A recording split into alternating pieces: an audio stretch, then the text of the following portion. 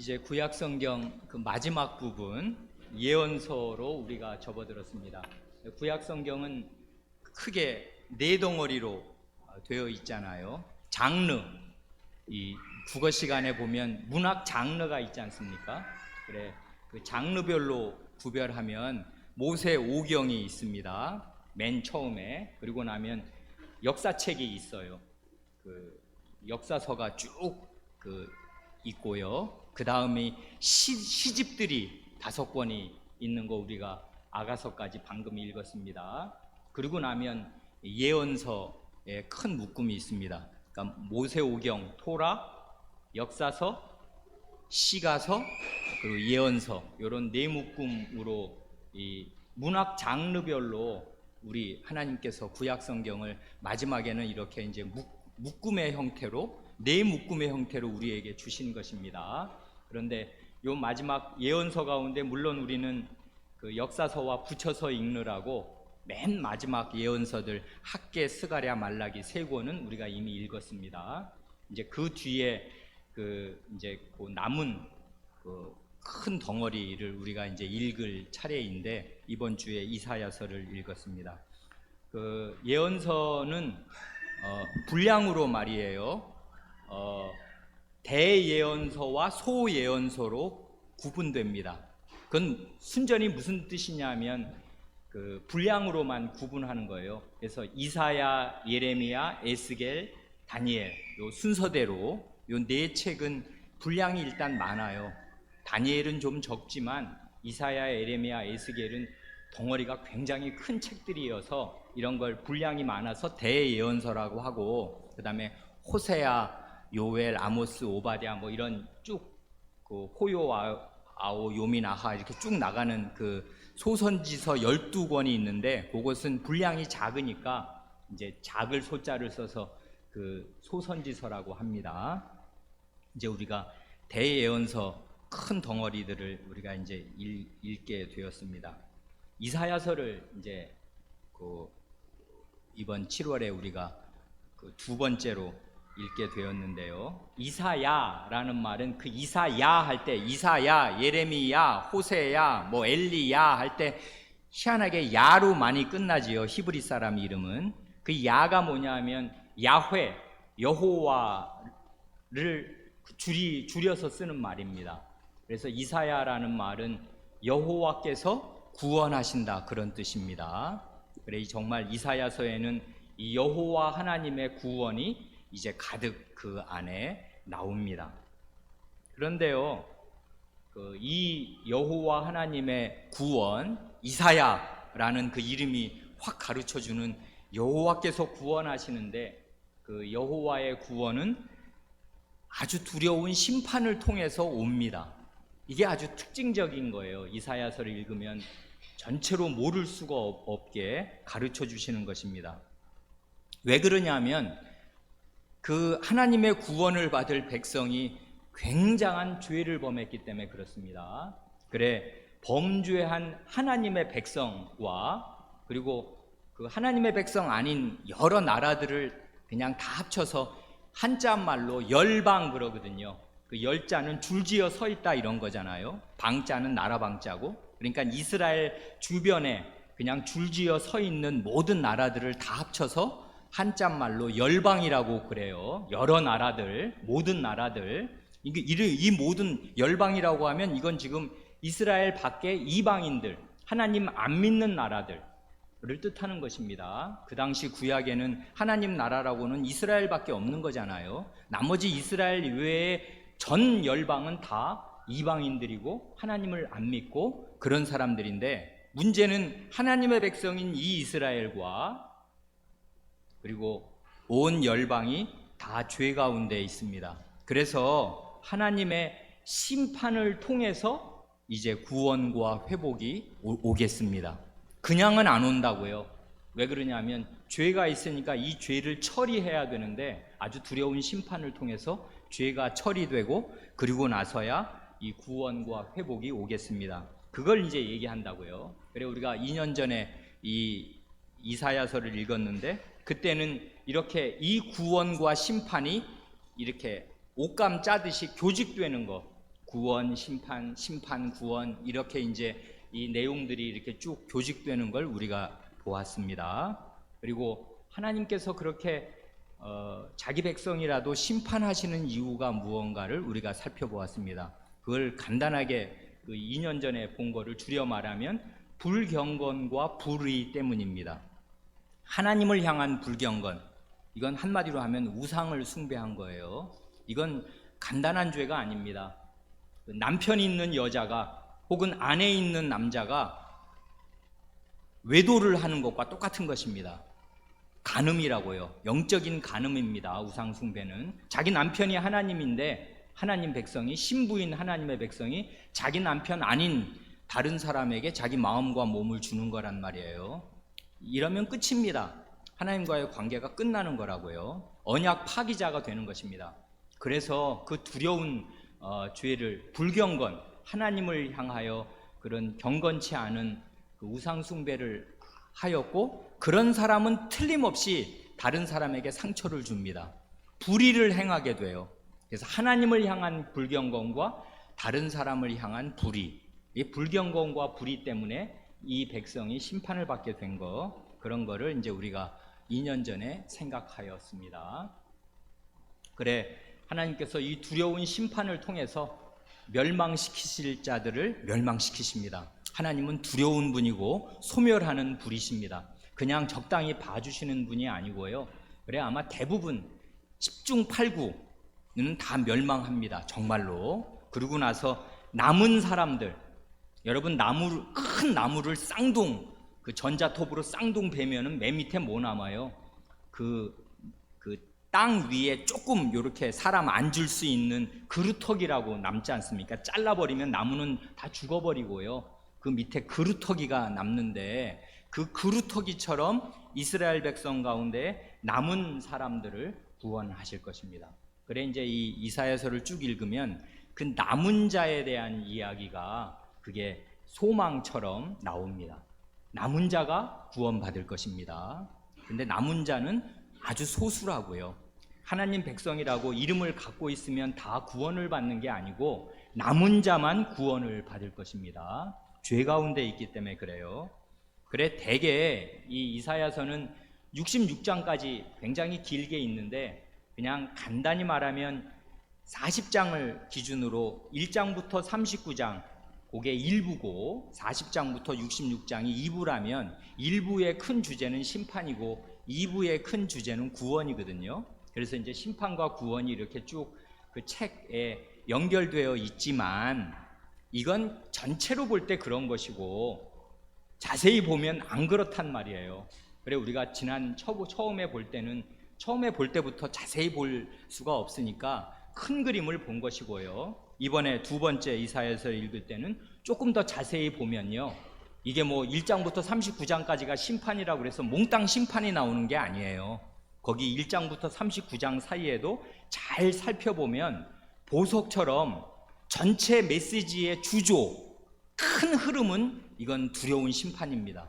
하나님께서 이스라엘과, 범죄한 이스라엘과 열방을 심판하시겠습니다. 이 내용이 꽉 차 있는데, 그 가운데에도, 그 심판의 메시지 가운데에도 보석처럼 구원하실 날에 대한 아름다운 그림이 거기 박혀 있어요. 그 메시지들이 중간중간에 박혀 있어요. 그래서 우리가 그걸 한번 이제 살펴보자 한 것입니다. 이번에는. 그래, 1번 문제는 이렇습니다.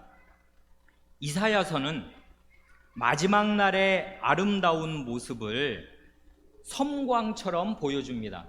우리 어린 사람들은 섬광 그러면 이게 뭔 말인지 잘 모르죠. 섬자는 번쩍할 섬자입니다. 왜 이렇게 지금 불 환히 켜져 있는 거 말고요, 형광등이 계속 켜져 있는 거 말고 번개불이요, 캄캄한 밤중에 번개불이 빠방 하면서 이렇게 번쩍하면 어떻게 돼요? 순식간에 빛이 번쩍해서 갑자기 거기가 이렇게 푸르스름하게 보이다가 까맣게 암전되잖아요. 그런 게 섬광입니다. 바로 이런 식으로 요 1장부터 39장까지에는 그 마지막 날의 아름다운 모습이 캄캄한 밤중에 번개가 쳐서 순간 반짝하고 보이듯이 섬광처럼 번쩍 빛납니다. 그러는 장면들이 몇 개 나와요. 그래서 그날의 모습을 그 번갯불로 봤으니까 오래 볼 수가 없다고요. 자세하지도 않습니다. 그냥 순식간에 번쩍하고 보여주고 이제 그 깜깜해지고 또다시 번쩍하고 보여주고 깜깜해지고 이런 식으로 하나님 말씀을 기록해 놓으셨어요. 그래서 이제 그 번갯불이 비칠 때 번갯불에 콩고 먹는다는 말도 있는데 정말 그 짧은 시간에 잠깐 나타나는 그 말씀을 이제 잘 봐야 됩니다. 그래, 그 모습이 어떤가 한번 보자 그랬습니다. 거기 보면 네 본문 2장, 4장, 9장, 11장 네 본문을 한번 읽어보고 그 제주껏 한마디로 아니면 그냥 한마디로는 못하겠다 싶으면 가장 짧게 한번 요약을 해보라 그랬습니다. 이렇게 요약하는 능력을 계속 기르는 것이 성경 읽는데 대단히 도움이 됩니다. 주저리 자기 말로 길게 쓸 게 없이 그냥 어린 사람들은 딱 한마디로 아주 간단하게 이렇게 그 대충 뭘 말하는 거다 하는 걸 자기 말로 이렇게 써보는 게 그게 굉장히 좋은 훈련이고 공부가 됩니다. 한번 해보라 그것입니다. 거기 2장 2절부터 4절 그거 한번 읽어보지요. 그 마이크 어디 있습니까? 앞에 있습니까? 예, 그 채연이가 한번 읽어보십시오. 2장 2절부터 4절. 만일에 여호와의 전에 산이 모든 산 꼭대기에 굳게 설 것이요 모든 작은 산 위에 뛰어나리니 만방이 그리로 모여들 것이라. 많은 백성이 가며 이르기를 오라 우리가 여호와의 산에 오르며 야곱의 하나님의 전에 이르자. 그가 그 도로 우리에게 가르칠 것이라. 우리가 그 길로 행하리라 하리니 이는 율법이 시온에서부터 나올 것이요 여호와의 말씀이 예루살렘에서부터 나올 것임이니라. 잠깐 거기 일단 3절까지만 보고 마지막 4절은 이제 조금 있다 있지요. 여기 보면 말이래 하였습니다. 이 모든 날 마지막에 이런 뜻이 됩니다. 그 후에 그 날들에, 그러니까 이 예언을 한 이사야 예언자도 이게 언젠지는 모르는 거예요. 그런데 어느 기간이 쭉 지나고 나면 그 훗날에 이런 뜻입니다. 먼 훗날에 이런 일이 있을 것입니다. 여기 보면 이게 구약의 말로 기록되어서 시 읽듯이 말이에요. 상상력을 발휘하면서 그림을 그려가면서 읽어야 해요. 예언서들은 여호와의 전의 산, 여호와의 전 하면 이게 성전이잖아요. 성전이 있는 산이 있습니다. 왜 그래요? 성전은 산 위에 지어졌다고요. 예루살렘은 산지입니다. 가장 해발 한 800m 이상 되는 800~900m 되는 그 아주 높은 산 꼭대기에 예루살렘이 있잖아요. 그래, 예루살렘 성전이 있는 산이 그게 시온인데 시온산입니다. 산들이 쭉 이렇게 봉우리들이 있는 고기에 이제 예루살렘 성전이 세워졌으니까 여호와의 전의 산 시온산입니다. 성전이 있는 시온산이 모든 산 꼭대기에 굳게 서고 모든 작은 산 위에 뛰어나댑니다. 이건 이스라엘 그 지도를 보면 이거는 굉장한 일인 걸 알게 되는데 왜 그러냐면 여러분 해발 800~900m 높이의 산이 대단한 산입니까? 안 그래요. 우리나라도 저기 백두산은 뭐 2700m 넘는다면서요. 한라산도 뭐 한 1900m 된다면서요. 뭐 지리산도 뭐 한 1700m 됩니까? 그런데 여기는 800m밖에 안 돼요. 그러니까 뭐 북한산, 도봉산 뭐 요런 뭐 산인지 그거보다 낮든지 별것 아닙니다, 사실. 여기 이스라엘 사람들이 알고 있는 헤르몬 산이라고 있어요. 갈릴리에서 보면 저기 멀리에요. 하얀 그 눈을 뒤집어 쓴 만년설, 눈이 안 녹아요. 하도 산이 높아가지고 맨 위에 늘 눈이 덮여 있는 헤르몬 산, 굉장히 높은 산이 큰 산이 있습니다. 그러니까 요 뭐 예루살렘이 여기 성전이 있는 시온산 산 높이로 보나 크기로 보면 별것 아니라고요. 그런데 희한합니다. 이렇게 말하는 거예요. 이 성전이 있는 시온산이 모든 산 꼭대기 위에 싹 높아질 것입니다. 왜 그래요? 여기는 하나님이 계시니까 그런 거지. 이게 뭐 800m냐 900m냐 그런 물리적인 높이가 중요한 게 아니라 하나님의 성전이 있는 이 산이 그냥 쑥 올라갈 것입니다. 말하자면 에베레스트 산보다 더 높이, 그래 모든 산 위에 높아지겠습니다. 그러면 어떻게 되냐면요, 이렇게 됩니다. 만방이 그리로 몰려들고 많은 백성이 올 것입니다. 이 산으로. 그러니까 이때 벌써 이건 이스라엘이 이제 망해가는 거, 심판받을 것을 주로 예언하고 있는데, 심판을 받고 나서 구원받을 때 마지막 날에는 어떤 일이 있을 거냐 하면, 만국이요, 만방, 온 만국과 거기에 있는 많은 사람들, 많은 백성들이 옵니다. 어디로? 이 여호와의 산에 오르며 야곱의 하나님의 전에 이르자고 말하면서 몰려올 것입니다. 아니, 이런 날을 이제 말하자면 환상으로나 그림으로 이 예언자가 척 보고 예언하는 것입니다. 이런 날이 온답니다. 마지막 때에는. 그래, 그걸 보면 하는 말이, 그는 여호와 아니에요? 여호와께서 그 도로 우리에게 가르치실 것이라. 그러면 우리가 그 길로 행하리라. 그 길, 그 도는 여호와께서 여호와의 길을 우리에게 가르치시면 우리가 가르침 받은 대로 그 여호와의 길로 걸어갈 것입니다. 그러니 이 얼마나 좋아요. 이 이방인들이, 전 세계의 이방인들이 이 쑥 올라간 그 높은 하나님의 시온산으로 몰려들면서 하나님의 가르침을 받아서 하나님의 길을 따라 걷는 데입니다. 그러니까 이스라엘 사람들은 이런 얘기 들어도 이게 어떻게 가능하지? 그게 되나? 아마 잘 믿을 수 없을 만큼 굉장한 이야기, 세계의 운명에 관한, 세계의 역사의 마지막 날에 있을 일에 대한 얘기를 하였습니다. 그래, 이는 율법이 시온에서부터 나올 것이요 여호와의 말씀이 예루살렘에서부터 나올 것임이니라. 결국 뭐냐 하면 율법의 말씀, 하나님, 여호와 하나님의 말씀입니다. 이 하나님의 말씀이 이 시온산에서, 예루살렘에서 울려 퍼지고, 그러면 이 말씀을 듣는 백성들이 전 세계 가운데 생겨서 이 사람들이 쫙 온다 이것입니다. 굉장하죠?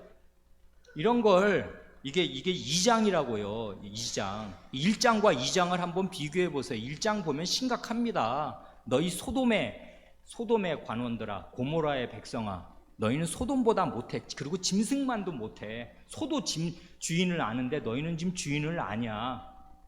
너희는 다 망할 거야.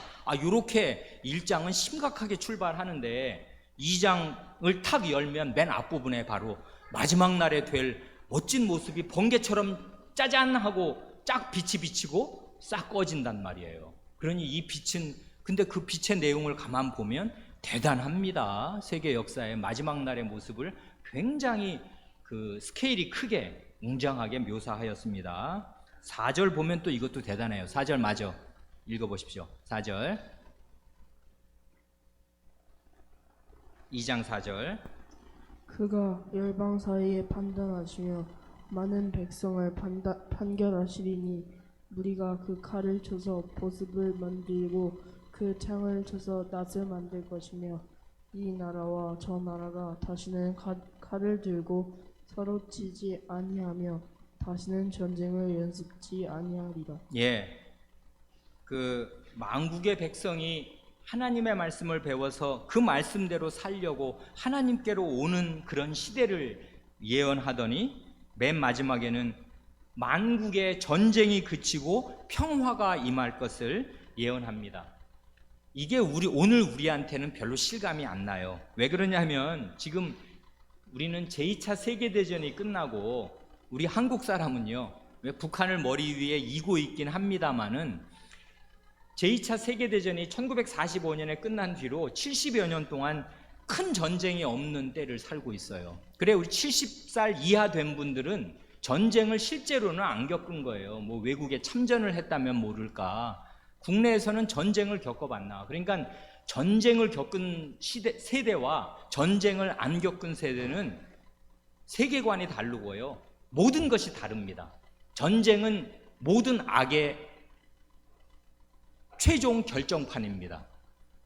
사람이 다 죽어나가고 식구가 죽고 병신이 되고 모든 재산이 다 없어지고 뭐 재산이고 뭐고 다 피난 가야 되니까요. 그러면 완전히 노숙자가 되는 것입니다. 모든 사람들이 갑자기 하루아침에.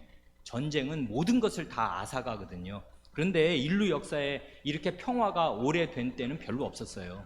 대개 3, 40년, 뭐 4, 50년 주기로 전쟁이 계속 있습니다. 그리고 오늘 우리가 이렇게 좀 편안하게 산다 뿐이지, 지금도 전 세계에는요 정말 난민들, 전쟁을 피해서 어디 이렇게 피난 가서 수용소 같은 데 사는 그런 사람들도 아주 많고요.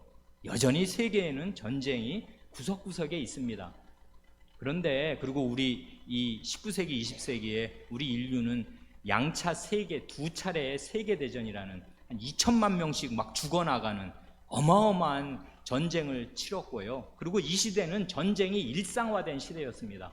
이건 그러니까 여기에 있는 심판은 대개 왜 3종 세트 있잖아요. 멸망의 3종 세트.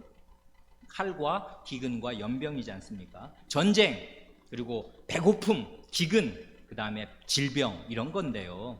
질병은 뭐 어디나 있는 거지만 대규모 전염병, 그리고 이 칼, 전쟁이 주는 이 두려움은 이 사람들에게는 공포가 늘 있어요. 전쟁을 겪어보면 이건 싹 다 아내를 갑자기 데리고 가, 엄마가 없어져 하루아침에. 그리고 막 아이를 죽이고 이런단 말입니다. 이러면 그런 때 받은 충격과 놀라움과 요즘 말로 하면 트라우마가 평생 잊혀지지 않습니다. 끔찍한 일입니다. 그래, 그 시대의 언어로 미래의 평화의 날을 이렇게 노래한다고요. 칼이 농기구가 되고요, 창이 낫이 됩니다. 그러니까 남을 찔러 죽이려고 목을 베이려고 그런 이 쇠를 그런 데 쓰는 게 아니라 농사 지으려고 쓴다 이거예요. 전쟁이 없는 그런 시대가 온다는 거, 대평화가 임한다는 거, 그걸 아주 이 섬광처럼 예언하였습니다. 그 다음 4장을 한번 보죠. 시연이가 4장 2절부터 6절을 한번 읽어보십시오.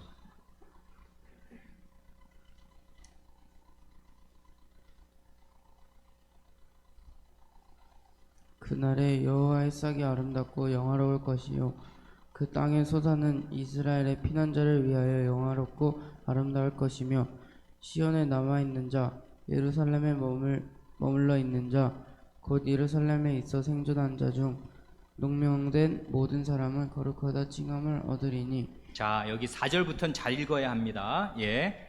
이는 주께서 그 심판하는 영과 소멸하는 영으로 시온의 딸들의 더러움을 씻으시며 예루살렘의 피를 그 중에서 청결케 하실 때가 됨이라. 예, 잠깐만요. 여기 4절을 보면 심판하는 영과 소멸하는 영이 하나님의 심판과 소멸하는, 불로 태워버리는 그런 영으로 시온의 딸들, 이 예루살렘 백성을 시온의 딸이라고 이제 이렇게 표현하지 않습니까? 시온이 어머니면 예루살렘 성에서 아이 낳고 계속 살면 그게 시온의 딸들이 많아지는 건데, 예루살렘 거민들, 예루살렘 유다 사람들 말이에요. 지금 북이스라엘은 다 망한단 말이에요. 망했어요. 그래서 이제 유다가 남았는데 이 유다 사람들의 더러움을 씻을 것입니다. 하나님께서 그 더러움을 씻을 때 어떻게 씻으시냐면 심판과 소멸하는 이 두려운 이 징계로 이 사람들의 더러움을 씻을 것입니다. 그 다음 5절을 잘 보세요. 이게 어느 장면이 생각나나? 5절.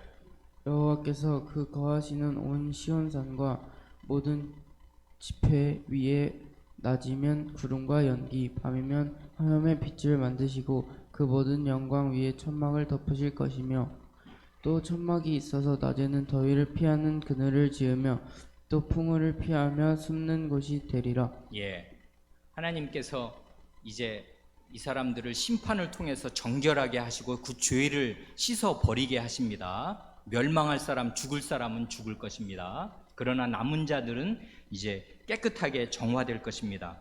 심판을 통해서. 그러고 나면 하나님께서 거하시는, 거기 사시는 시온산과 모든 지폐 위에 낮이면 구름과 연기, 밤이면 화염의 빛. 요건 뭘 말해요? 낮에는 구름 기둥, 밤에는 불기둥, 뭐 이걸 말하는 거지 않습니까? 그리고 그 모든 영광 위에 천막을 쫙 덮어요.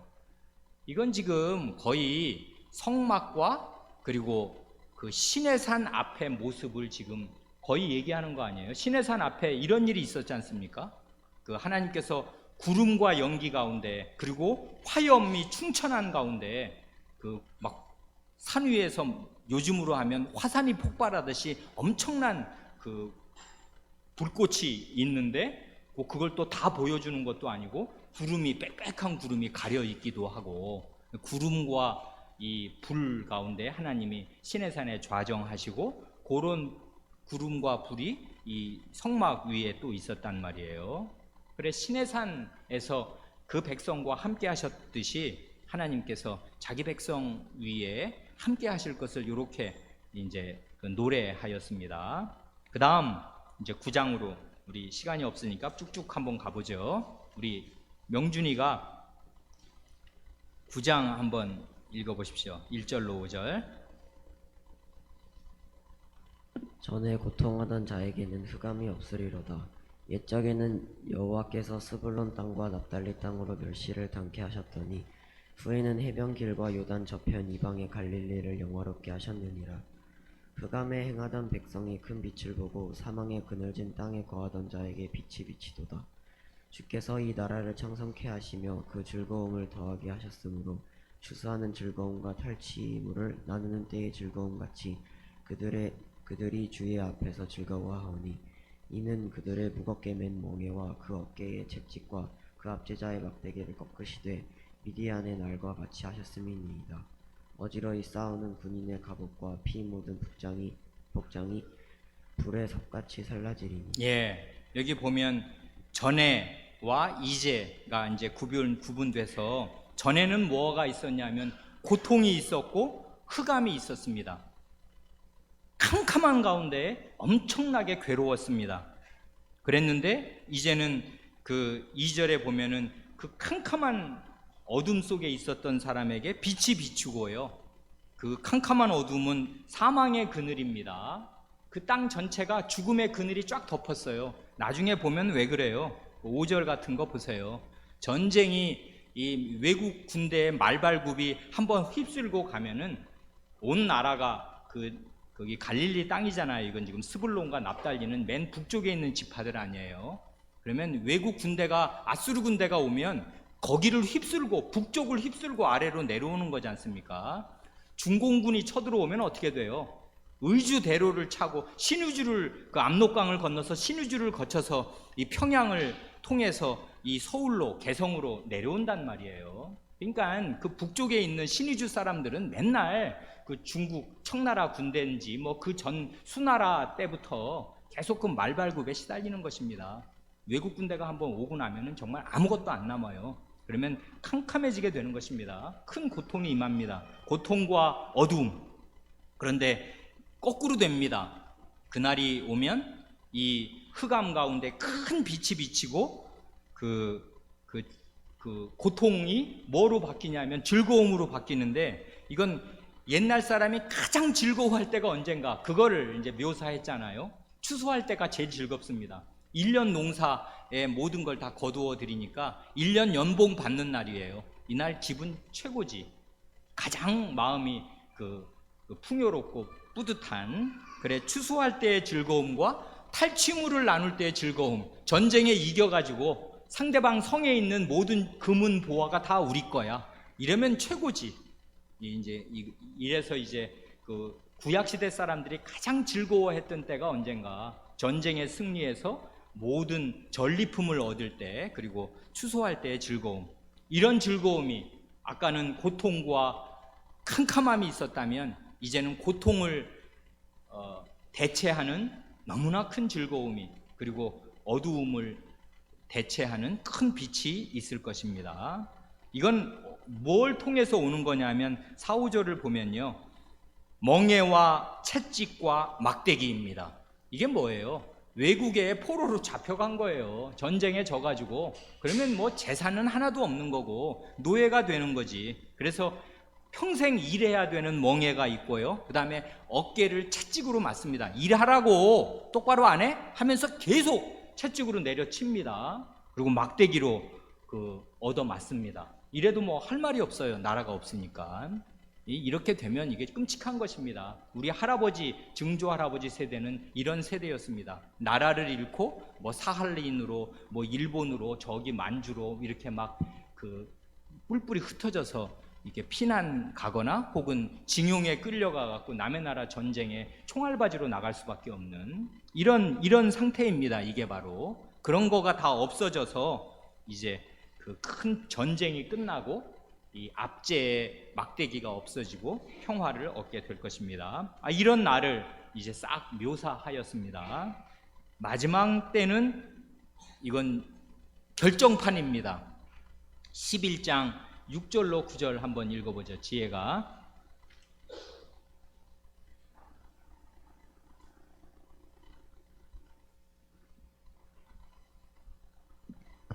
그때 이리가 어린 양과 함께 살며 표범이 어린 염소와 함께 누우며 송아지와 어린 사자와 살찐 짐승이 함께 있어 어린 아이에게 끌리며 암소와 곰이 함께 먹으며 그것들의 새끼가 함께 엎드리며 사자가 소처럼 풀을 먹을 것이며 젖 먹는 아이가 독사의 구멍에서 장난하며 젖된 어린 아이가 독사의 굴에 손을 넣을 것이라.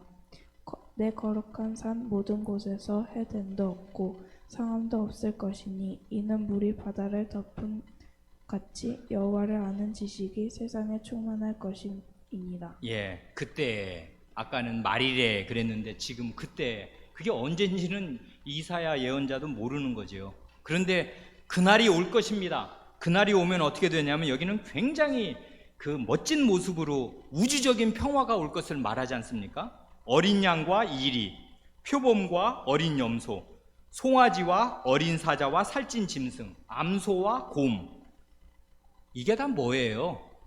육식동물과 초식동물을 지금 세트로 묶어놓은 거잖아요. 그렇죠? 이리하고 어린 양이 있으면 어떻게 돼요? 얘는 그냥 점심이고 저녁이지. 밥이잖아, 밥. 이리의 밥. 표범하고 염소하고 특히 어린 염소는 요게 살이 질기지도 않고 정말 맛있지 않습니까? 연하고 어린 염소랑 표범이랑 있으면 어떻게 되며 사자하고 송아지가 있으면 어떻게 되냐고요. 이건 밥이지 밥. 정글의 세계에 늘 있는 거잖아요. 약육 강식. 약자의 살을 강한 자가 뜯어먹는다 이거지 않습니까? 정글의 이 법칙이라는 거는 약육 강식이잖아요. 그러니까 이 육식동물이 초식동물을 잡아먹는데 여기서는 보면은 그렇게 안 돼요. 초식동물과 육식동물의 구분이 없어지겠습니다. 왜 그러냐면 사자가 소처럼 풀을 먹을 것이기 때문에 그래요. 육식동물이 초식동물로 바뀌는 거예요. 그 공격성, 남의 목을 물어 뜯어서 그 목숨줄을 끊어놓고 피를 빨고 그 살을 뜯어먹는 이런 끔찍한, 이게 우리 그 전 역사에서 인간의 세계에서나 짐승의 세계에서 타락 이후에 계속되는 일이란 말이에요. 인간 세계도 여러분이 커보면 알지만 여러분이 아버지가 직장에서 생활하는 회사의 그 생존 법칙이 약육 강식입니다. 약한 사람의 살을 뜯어먹고 그걸 통해서 내가 사는 거라고요. 전쟁입니다. 사실은 이게 정글이라고요. 온 세계가 이렇게 되었습니다. 죄로 말미암아 타락하면 온 세상이 이렇게 되는데 그때에는 이렇게 안 될 것입니다. 이 약육강식의 세계의 질서가 완전히 바뀔 것입니다. 그래 다 초식동물처럼 될 것입니다. 그래 보면 사람과 이 맹수 사이에도 평화가 있어서 젖 먹는 아기가 그 독사의 구멍에서 장난합니다. 그래 이 나의 거룩한 산, 결국 이 구약시대 언어니까 시온산을 중심으로 모든 예언도 하고 환상도 보는 것이에요. 하나님이 계신 성전 예루살렘을 중심으로 이 미래를 꿈꿉니다. 그런데 하나님의 거룩한 모든 산에서는 이런 해와 상해, 다치게 하고 망하게 하고 죽이고 물고 먹는 이런 일들이 없겠습니다. 결정적인 이유는 이것 때문입니다. 물이 바다를 덮는 것처럼, 여러분 물이 바다를 얼마나 덮나요? 뭐 1cm 빈 공간이 있나요? 없어요. 물이 바다를 그냥 가득 덮지 않습니까? 어마어마한 그 물의 양으로, 그걸 물의 양을 우리가 몸으로 느끼면 어떻게 돼요? 짜부러들어서 남아나지도 않을 것입니다. 어마어마한 물의 양으로 그 땅바닥을 다 덮고 있어요. 물이. 이렇게 물이 바다를 덮는 것처럼 여호와를 아는 지식은 뭐 공부에는 시험으로 달달달 외워갖고 여호와는 누구다 이런 분이다 이렇게 외운 지식이 아니고요, 하나님을 경험하여 아는 산 지식이지 않습니까? 하나님과 갖는 거룩한 사귐을 통해서 그분이 누군다 하는 거를 부부가 20-30년 산 부부가 서로를 아는 것보다 훨씬 더 친밀하게 아는 바로 그 지식이 온 세상에 가득할 것입니다. 바다를 보면, 그러니까 우리가 이 바닷가를 가면 앞으로 뭘 생각하면 좋냐 하면 역사의 미래는 저렇게 될 것입니다. 물이 바다를 완전히 덮고 있는 것처럼 나중에는 여호와를 아는 그 참된 경건한 지식이 온 세상을 가득 채울 것입니다. 이런 날이 올 것입니다. 이런 날이 오면 어떻게 돼요? 우주적인 평화가 있게 될 거라고요. 이건 지금 어디로 가는 거냐 하면 우리를 회복된 에덴 동산으로 인도하는 것입니다. 에덴 동산의 모습이거든요. 이게 에덴 동산에서는 뭐 약육강식이 없는 거거든. 뭐 사자나 호랑이나 다 사람 앞에 줄 서가지고 이름 받고 그 평화롭게 지내는 거거든요. 뭐 거기는 양을 잡아먹거나 이런 일이 없었는데 죄와 타락으로 말미암아 이렇게 된 세계 질서가 전복될 것입니다. 새하늘과 새 땅이 오는데 그 새하늘과 새 땅의 평화로운 모습은 정말 우주적인 평화이고 에덴 동산이 회복된 모습입니다. 자, 이런 날들을 이 구약의 예언자가 구약의 언어로 전쟁이 없어진다, 그리고 시온산에 이런 복이 온다. 근데 그 여호와의 말씀과 여호와를 아는 지식을 중심으로 세계 질서가 완전히 바뀔 것을 섬광처럼 네 군데 우리가 봤습니까? 11장까지 읽었는데 이게 반짝반짝 보여줍니다. 이런 게 이제 어떻게 이게 나중에 이루어지나 그런 걸 곰곰이 생각하는 건 우리의 또 다른 숙제이겠습니다. 그런데 이번 문제는 뭐예요? 이런 복된 날을 가져오는 주인공이 있어요. 그 주인공이 누구입니까? 이렇게 물으면 교인들의 대답은 천편일률 똑같습니다. 뭐라고 그래요? 예수 그리스도이십니다. 제일 재미없는 답을 쓴다고요. 그건 성경을 똑바로 안 읽으면 그렇게 돼요. 그러니까 맨날 쉬운 답이 예수 그리스도야. 그러면 모든 답이 다 돼. 그러고 나면은 성경을 자세히 안 읽습니다. 여기는 근데 예수 그리스도라는 이름이 한마디도 안 나오지 않습니까? 여기 안 나와요. 그렇게 구약시대에 그렇게 그 예수 그리스도를 그렇게 뻔하게 가르쳐 주지 않는다고요. 그래서 그 문제를 그렇게 내지 않고 뭐라고 그랬습니까? 이런 복된 날을 가져오는 주인공을 표시하는 단어가 구약 성경에 여기 4장 2절 11장에 그리고 두 번째로 7장과 9장에 어떤 말로 표시되어 있나 잘 읽어라 하였습니다. 하나님 말씀을 구약 성경대로 정밀하게 읽지 않으면 뻔한 답을 가지게 되고요. 뻔한 답을 가지게 되면 어떻게 되냐면은 나중에 그 주인공이 나타났을 때 그 주인공의 진가를 모르게 돼요. 모르면서도 자기는 그 이름을 안다고 알고 있다고 착각을 하게 됩니다. 그러면 어떻게 되냐면 문제 해결이 안 돼요. 이 현실의 문제는 그렇게 간단하지 않아요. 예수 그리스도를 들이댄다고 갑자기 문제가 해결되는 게 아니라고요. 자기가 어떻게 예수 그리스도를 알고 있냐, 살깊게 알아야지. 뻔하게 알면 결코 현실의 문제는 뻔하게 해결되지 않습니다. 자세히 봐야 돼요. 그래서 성경을 자세히 보면 어떻게 돼요? 이건 어린아이라도 알 수 있습니다.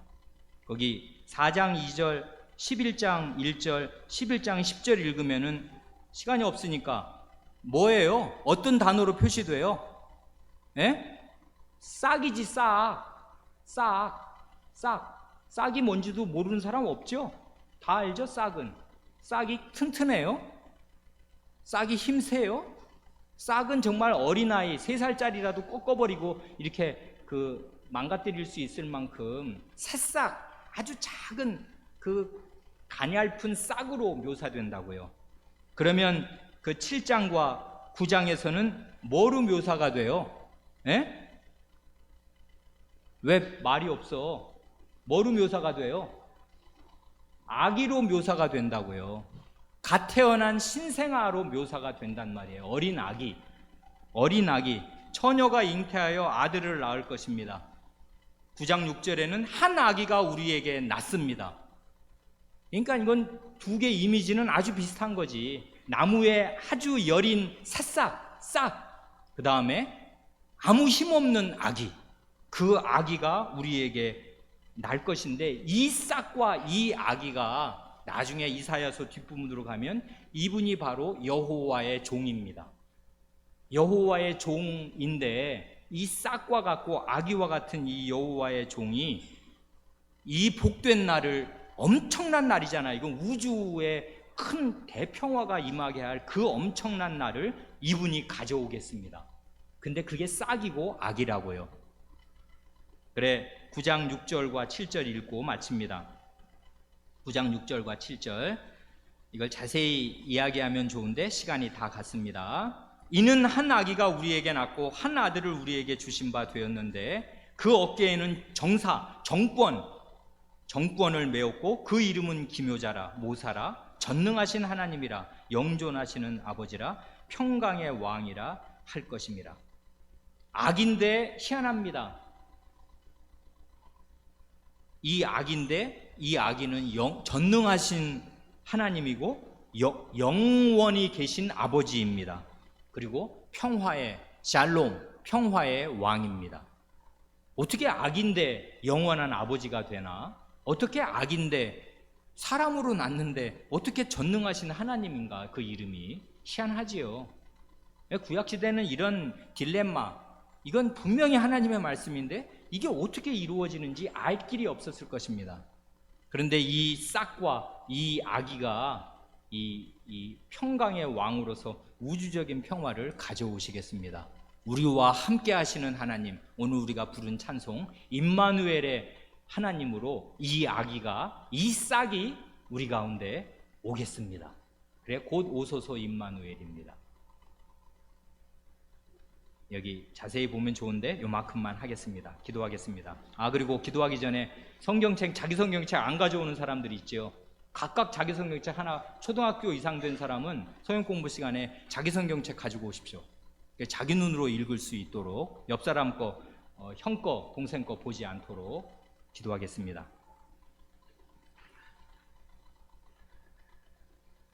하나님 아버지, 이사야 예언자가 마지막 그날에 있을 일들에 대하여 섬광처럼 예언한 말씀을 저희가 살펴싸우니 저희에게 지혜를 주셔서 이날이 이루어질 때의 정형이 어떠하며 그날을 누가 가져오시는가에 대하여 생각이 깊어질 수 있게 하여 주시옵소서.